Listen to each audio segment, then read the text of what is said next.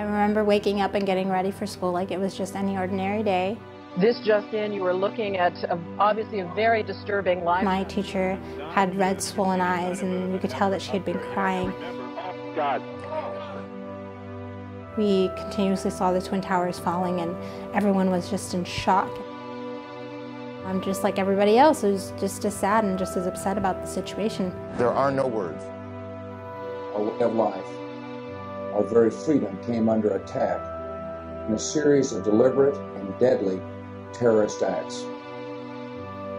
When I got home that day, my dad told me that I wasn't going to be going to school, and that for a few days I wasn't allowed to go outside or go to the store or go shopping or anything. It was like complete house arrest. From that point on, I knew that my life was never going to be the same.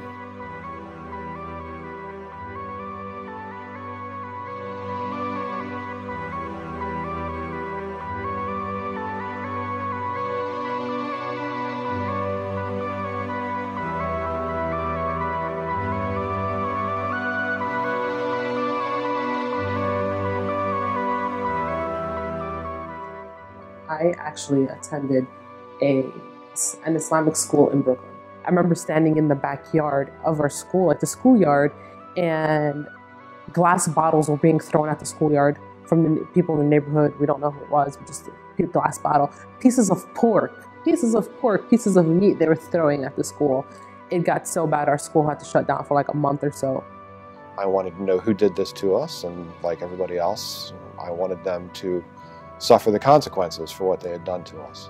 But then I got into the building, and there were police around the building to protect us from the possible backlash. I got an email from someone who threatened to rape both my infant daughter and my wife. It was an experience as a New Yorker, as a Muslim, as a girl. You know, it was very scary. A few weeks after September 11th, they kept replaying the Twin Towers falling, and they replayed Osama bin Laden and some people they suspected of tearing down the towers. And since then, I just associated everything evil, everything bad with Muslims, with anyone who looked like Muslims, with anyone who wore a turban, had a long beard, or even had dark skin. It is the evilest or most evil thing or religion of all times, because it has led 1.7 billion people astray. So I don't buy this peaceful, moderate delineation. You're either a practicing Muslim or you're not. I was, of course, appalled at the reactions, both here in the United States and elsewhere in the world, to Islam and to Muslims.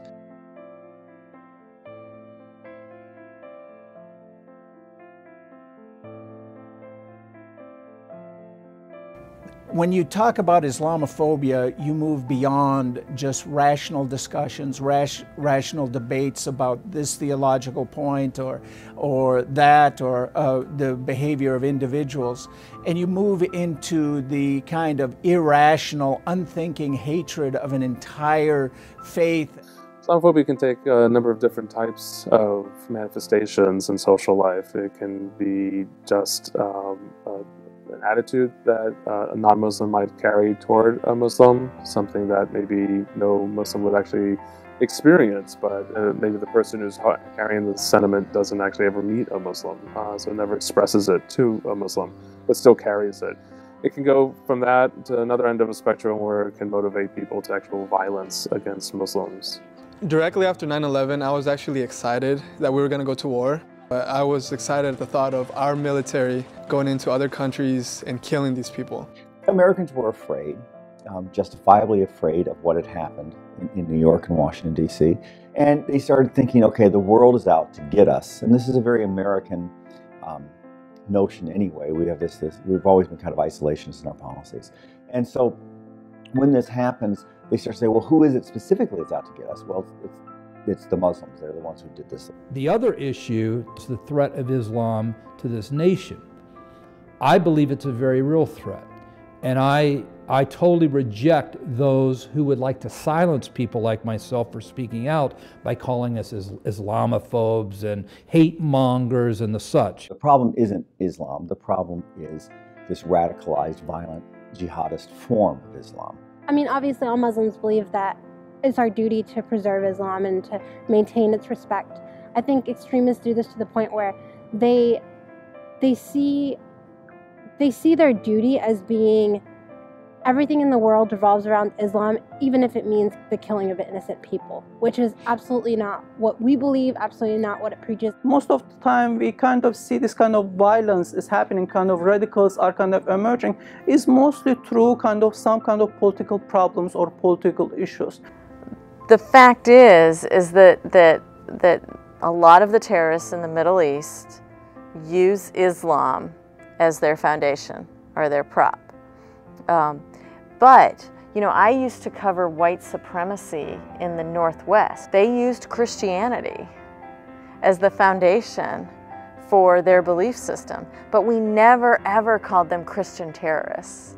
We never ever did. And in fact, I think if I'd ever tried to do that, you know, people would have been really mad. Like the Christians would not have liked it if I would have called them Christian terrorists. Because in fact, most Christians would say that was a bastardization of the belief system. And Muslims say that all the time.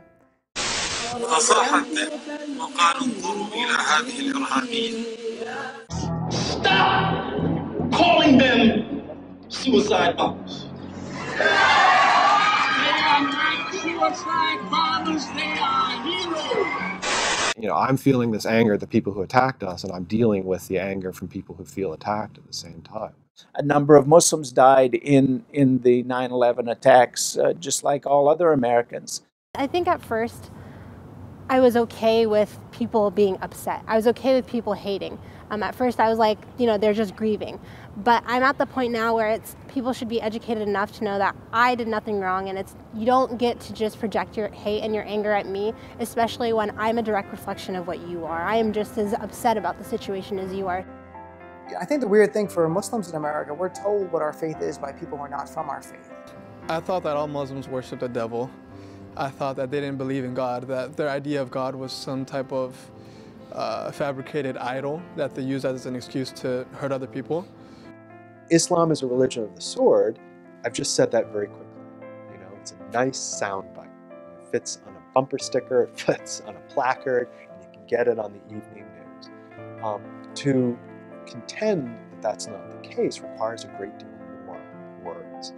To explain what Islam is as a religion, what the role of violence has been historically, the role of violence in other major religions. It takes a much longer time.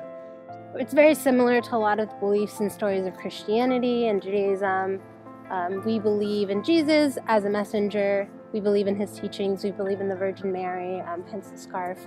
It's just kind of like a business outfit, maybe a suit that you would wear when you go to work. It's the same concept. I mean, I'm not born wearing it, and I don't shower with it on or anything like that, like some people ask. I just wear it when necessary. Because Quran teaches us God only didn't send Muhammad as the prophet, but God also sent other prophets as well.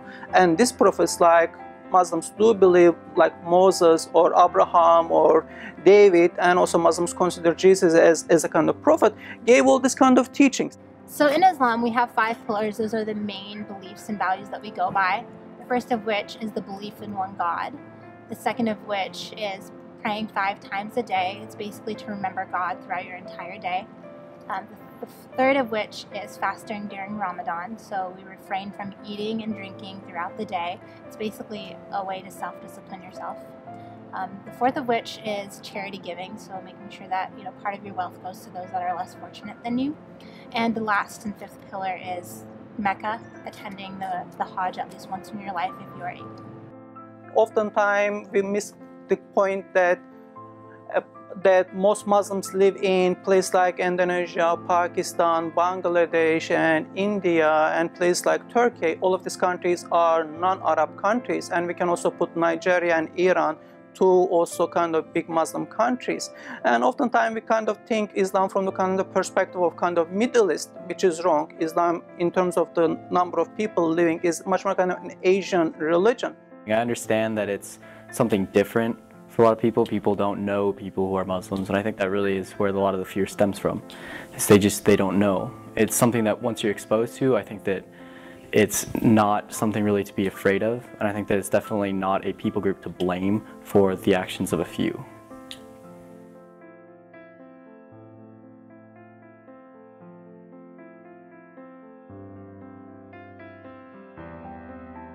Research shows very clearly that when people know Muslims, they're less likely to discriminate against them. I personally never thought that I would marry an ex-Catholic Mexican man. I always thought I was going to marry the conservative Iraqi Muslim. It was really shocking to me, I think, when I made that decision that this is the person that I wanted to be with and this is the person that I wanted to marry. He taught me so much about myself and so much about my own faith and my own culture and my own religion that I was proud of the person that I was becoming. And it wasn't until I met Bashar and her family that I realized that just because you have a lot of hair on your face or you're dark-skinned or wear a turban, that doesn't mean, you know, you want to kill me or you were glad that 9/11 happened. We met because I was hanging out with some friends and he saw me, he saw the way that I was interacting with them, and I think it surprised him. I was actually the first to go up to her because I wanted to know a little bit more about her. I wanted to know why she wore a scarf. And I remember we had a little conversation about religion, and you know, he was fascinated by some of the things that I was telling him, that I wasn't crazy. And I think he had a lot of what he had seen in the media in the back of his mind, and so I shattered a lot of the stereotypes that he had. I associated submissiveness with Islam or a Muslim woman. Little did he know. Yeah, and I was definitely surprised why she was so confident and so cheery and perky. And so I just went up to her and asked her why she's wearing that thing on her head, and turns out it's called the hijab, not a thing. And we just kept the conversation going from there, and we got to know each other, and we kept in contact through email. You know, I was intrigued with her just as much as I was intrigued with what she had to say about Islam and about life in general. I think the fact that me and Bashar couldn't date really opened the door to a lot of meaningful conversations, a lot of me getting to know her and her getting to know me. And so slowly but surely my perception of Islam really changed. I was convinced that Islam was a religion for me and that I wanted to be Muslim someday. I just wasn't sure when I wanted to make that commitment. And it wasn't until I realized that, you know, it's either I become Muslim or I don't marry Bashar that I decided to make that extra step, and it was the best decision I ever made in my life. Not just because I married Bashar, but also because I became Muslim. When I made the decision that I was going to marry Carlos, it was really based on the fact that he taught me so much about my own religion. He taught me things that I never knew about myself, and he was able to give me different perspectives that I was never able to see through Islam. I was really excited about the person that I was becoming through just everything that Carlos was teaching me.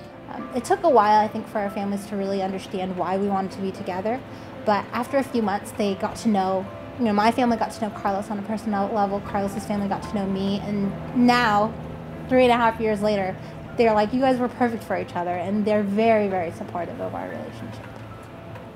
But after we got married, it wasn't happily ever after, like everyone seems to assume. We were both still very young, and we have problems just like anybody else. But at the same time, that's what Islam promotes, is, growing with somebody, learning more about yourself while you learn more about another person. I think we proved to a lot of people that we can make it just even through our differences. So when you're afraid of somebody, the natural reaction or the natural instinct is to be angry at that person.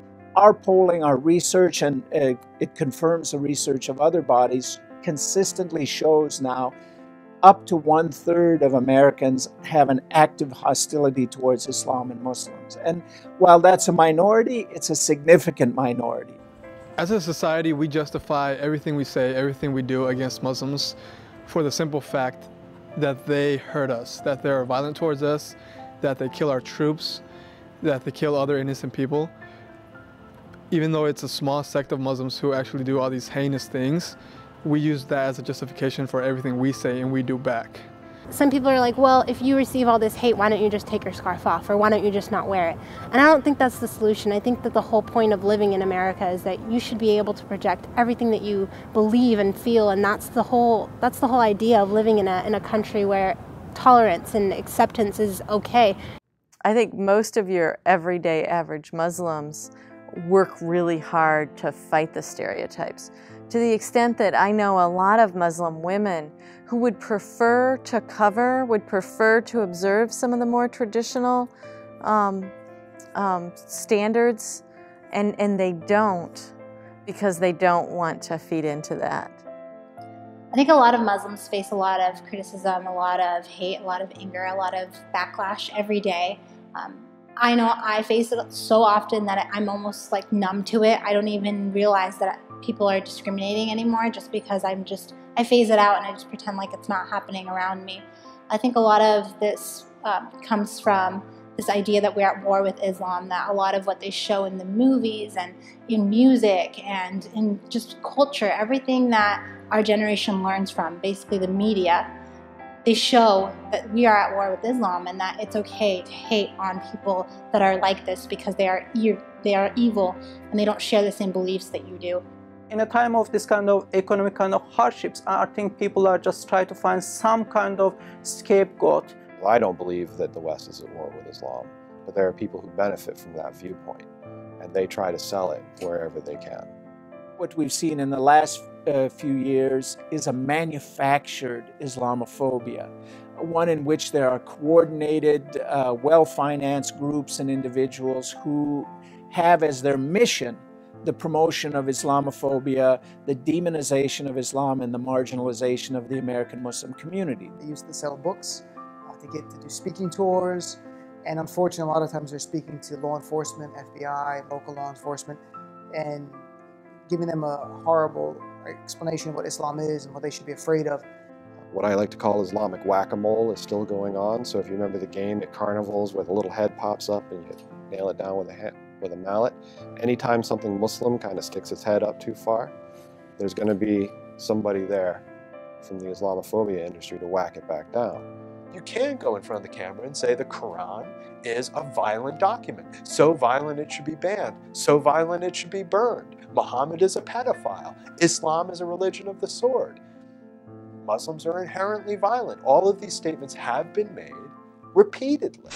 Islam is a lie from the pit of hell. Women are stoned to death. The infidel must be converted or killed. Imam Ralph, he is no friend to America. He supports Sharia, refused to condemn Hamas. The imam behind the mosque may accept money from Iran or Saudi Arabia. We're establishing literally a command center for terrorism right at the 9/11 site. I think one of the watershed events in the growth of Islamophobia was the manufactured controversy over the Park 51 Muslim Community Center in Lower Manhattan.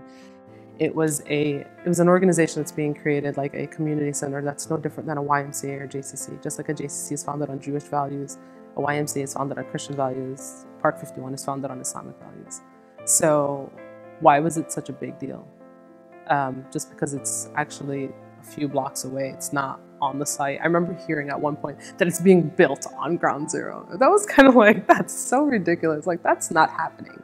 There was never any kind of explicit political content to it, and that's why, for the most part, it had the support of everybody in New York City. It was completely benign, in some ways uninteresting, project. But because of its zip code, it was a potential political opportunity. I think the news media inadvertently contribute to a general misunderstanding of who Muslims are throughout the world. Some of that is for lack of information. Some of that is out of ignorance. The idea that you have people who are willing to go on camera and say the most outrageous things about a major world religion, that's fabulous, especially if it is acceptable, if it is deemed to be acceptable to say these outrageous things. The media tends to cover headline news, and that would naturally mean that they would gravitate to the acts, the violent acts of this tiny minority of Muslims, Islamic extremists. Oftentimes what we realize as journalists is that while we're capturing the truth on a very specific day, it's a lot harder over time to capture the broader or deeper truth about a group of people or a certain topic or even an issue. The Muslim extremists get the most media attention simply because they're doing crazy stuff that people don't see every day. To some people it is exciting, as sad as that may sound. Regular Muslims like me and Bashar, we're not exciting. We do anything and everything that regular Americans do. We go to the movies, go to school, come home, sleep, eat. Nothing really exciting about that besides the fact that we're Muslims. The media's role is to educate, to shine a light on issues no matter what they are. And in this case, it should be to shine a light on the nature of moderate Islam, of peaceful Islam, of the way Islam is practiced by a majority of Muslims. Instead, American media has tended to focus on the violent aspects by a very small minority. Islam is the second largest religion in the world with 1.6 billion people. I think we have an obligation, or at least a responsibility, to at least let people know that it exists, that it's out there, and maybe teach people a little bit about the principles, about exactly what we believe, so that they're not learning everything about Islam from the media or from people who are quite frankly Islamophobes. Is that people are afraid of us because they don't know really who we are. I mean, honestly, there are basically two news stories about us, and it's no one's fault, but there are. There's the bad story, where we're described as militant, gunmen, and terrorists, and then the occasional positive one, where we're described as alleged militant, gunmen, or terrorists. I think comedy is a great way of educating people in a way sometimes they're not even knowing they're being educated. They're just laughing and having a good time, and somehow they learn something. I think comedy is the best icebreaker for any sensitive topic, any sensitive subject, and it's the precursor for interfaith dialogue or any kind of dialogue between two parties that don't necessarily agree with each other. That self-effacing humor creates a certain amount of vulnerability, but vulnerability in an appealing sort of way, where your defenses come down and you see yourself, or even are more easily viewed by the other, as human. And I've come up with a couple of indicators to tell if someone is an Islamophobe. And I think that if you still think that Barack Obama is a Muslim, you're an Islamophobe. If you kept waiting for the bomb to go off in Slumdog Millionaire, you're an Islamophobe. And if your daughter tells you that her new boyfriend's name is Kareem, and you pray that he's black, just black, you're an Islamophobe. I think if you're a comedian, you're dealing with stereotypes that you're trying to break down. You have to be aware that you're not perpetuating them or furthering them, and it's a fine line. I think most comics understand the difference between the two. At least I know I'm aware of it. And any joke I do about the stereotype, about Arabs or Muslims, say it's a scary stereotype, it's always with the intention to break it down. For more, we're joined by senior Muslim correspondent Aasif Mandvi. Aasif, I have a unique position on The Daily Show where I can often speak from that vantage point of a moderate Muslim. And I think that is very, it's very necessary, it's very important, it is very cathartic. I think it definitely helps that the comedian or the entertainer is Muslim, or is the particular group in question, the particular group being discriminated against. Just because if he makes fun of himself, or if he makes fun of his religion or his culture, it kind of eases up the pain, it kind of heals the injury. Whereas if somebody else does it, someone who isn't Muslim makes fun of another Muslim, kind of perpetuates the stigma, perpetuates the stereotype, and there isn't really any solution or any resolve between you and whatever stereotype you have of this person. I think it's going to take concerted effort to defeat Islamophobia, just like it took a concerted effort to bring racism under control and anti-Semitism. I think it takes people outside of the Muslim community, allies of all different faiths, to stand with us, which I think is happening more and more. I think it's about the media being responsible, about if they're going to put on someone who is an Islamophobe, who's just spewing anti-Muslim hate, they should really vet that person and take a look at what they're really about. Well, it's important to show the American society that Muslims do repudiate terrorism and those behind carrying out acts of terrorism like the 9/11 attacks. I think it's a lot of what the Muslim community is already doing. It's about getting out there, being more vocal, being more visible, telling people you're a Muslim, even if you're just culturally Muslim, so that they know what a Muslim's about and who a Muslim is. Being able to tell my story as a Muslim as a female, as someone born and raised here, it was very different. And it was, I want to say 95% of the time, I was very successful in getting people to, you know, donate or change the perspective about who we are. There have been, of course, with all good, there's bad, you know? There's nothing that you do in this world is 100%, you know, perceived as good. There are people that were completely bombarded me with cursing at me, yelling at me. I personally would just look at them and just smile and just laugh, because it's kind of like, you look so stupid right now. You know, you look so ignorant for looking down on me. Meanwhile, you don't know me personally. You don't know anything about me, or you don't know anything about my religion. What I want to see in the future is for people to get to know Muslims, for people to get to know me, not so that they convert, but if they convert, then, you know, hooray for them, but so that their perception of Muslims change, so that they can think of a Muslim, or they can think of Islam in general and refer back to me, refer back to this Mexican guy who doesn't look Muslim, but is still, in a sense, Muslim. People start to see more and more Muslims living their lives, being elected officials, being judges, being lawyers, doctors, everything, cab drivers, deli workers, whatever their exposure might be, and start to see them as a contrast to the way they're told Muslims are going to be in a negative light.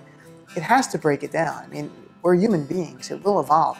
And I think if we really focus on, you know, preaching tolerance and acceptance and understanding, and in history classes teaching about September 11th and what exactly happened and how a huge majority of people were blamed for the actions of a few, it'll help explain that in the future this is not okay.